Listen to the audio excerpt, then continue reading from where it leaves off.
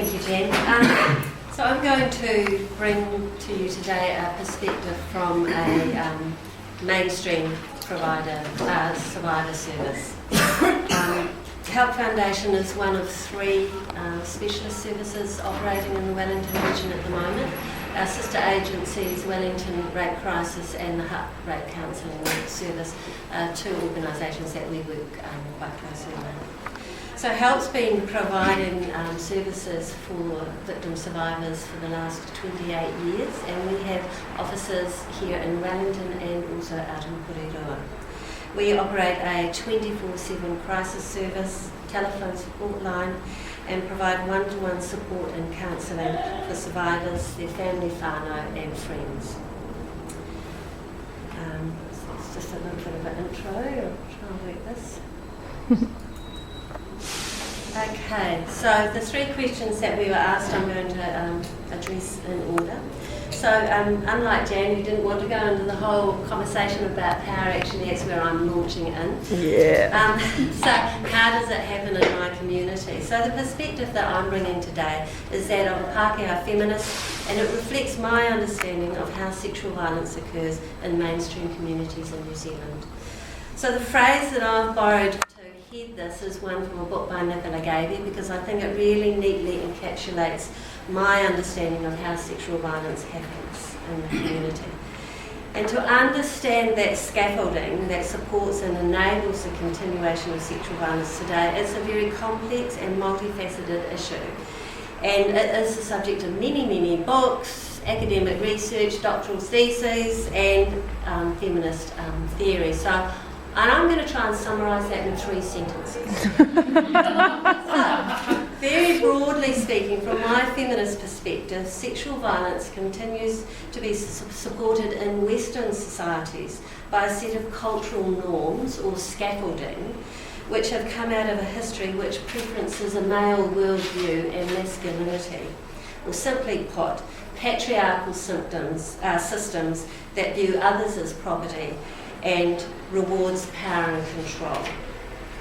So sexual violence is an abuse of power, and it is primarily due to the way that society defines the roles of men and women. So those principles I've based on the constitution of the Tauiwi Caucus of Te Ohakea National Network Ending Sexual Violence Together, and they are the principles that are part of their constitution.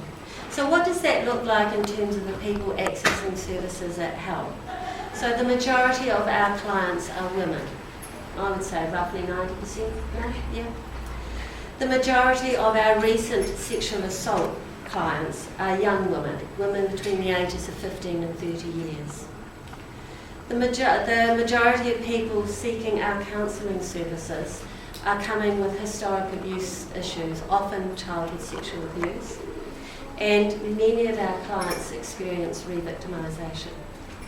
When we look at children, the picture's a little bit different, and I think probably speaks to some of the complexity of this issue that I'm not even going to go anywhere near. But when we have the children coming through our service, we have equal numbers of boys and girls accessing our services. But essentially what you're seeing are people that are vulnerable. So then, looking at what an ideal service would look like, first of all, go to principles. Now these next 2 slides are based on a piece of work that it was again done by Tōne's Tauiwi Caucus for the Task Force for Action on Sexual Violence. It's good practice guidelines that is pulling together the body of knowledge held in specialist services around the country. So there's a set of principles that we work with, and I summarised the material in this document because the list of principles was quite long and I haven't got enough time to do it all. But basically, like many NGOs, the specialist service providers are value-based, and those values underpin what we do and are pretty important. So the values are around aiming to redress the impacts of violence through having client-centred focus. So the survivor is very firmly at the centre of what we do, and so when looking at what services we provide, it's about looking for what is appropriate for that particular survivor, and that obviously presents challenges. specialisation, I think, is another really important principle underpinning our service. The sexual violence, as we've indicated, is a specific body of knowledge, and it's not a body of knowledge that's held easily in the wider community, as evidenced by the cultural norms that still exist and support sexual violence. So I think it's very important that we hold that specialist knowledge, and it's held by people who are doing the work, the practitioners. Independence is also a really important principle, because independence gives the space for specialist services to be advocates, both for individuals and in the wider community. I think that doesn't get in the way of working collaboratively, because I think collaboratively working with people like the police, the medical services, child youth and family and other community agencies is critical to good practice. But our independence is what gives us the ability to give voice to victim survivors. Sustainable. Services need to be sustainable, and they need to be able to support staffing in terms of recruitment and retention of skilled staff. They're sustainable in order to support the vessel, if you like, that holds the body of knowledge, that we're kind of like centres of excellence within the sector. And importantly, and I think the biggest challenge, is that sustainable needs to allow for the possibility to develop new and innovative practice. And lastly, but really importantly, I think that sexual violence is a whole community problem, and we need to hold that really strongly. And because it's a whole community problem, the solution lies with the whole community.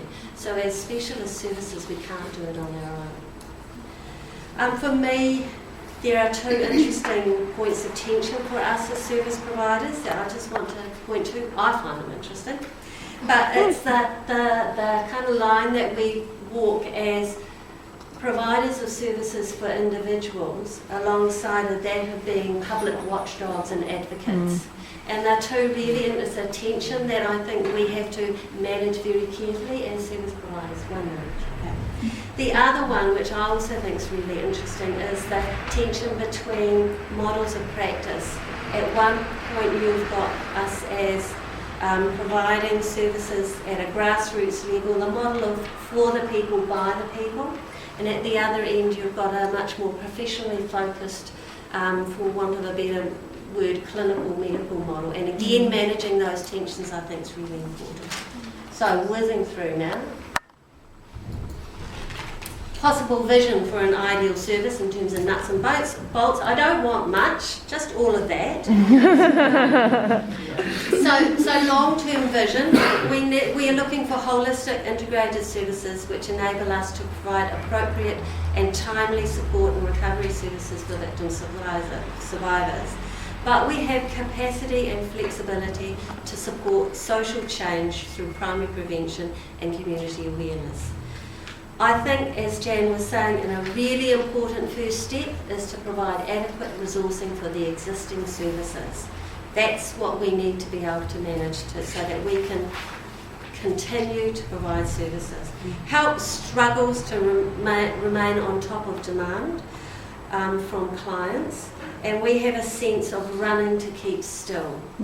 It's a constant sense in our agency, and not only does it lead potentially to staff burnout, but it also stifles innovation.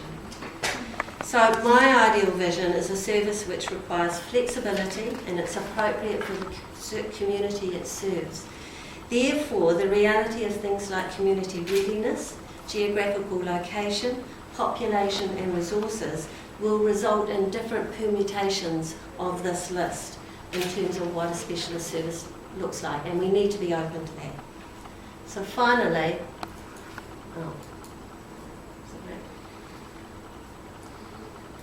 what does it look like? Now, well, we have aspects of that, and I think we do it really well.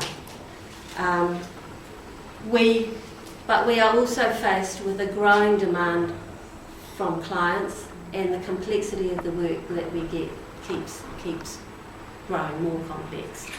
But we have a static and at times declining resource to do that with. The better we get, the greater the level of work that we get. And an example of this is that We work really well with the police and medical services here in Wellington, but what that's resulted in is a doubling of our workload in the last couple of years. So prior to 2009, we might have seen 50 clients through our sexual assault service. Now we see 120 clients per year. So it's a huge increase, but our capacity hasn't increased. So we're forced to make choices, and those choices are hard. So we still have a long way to go.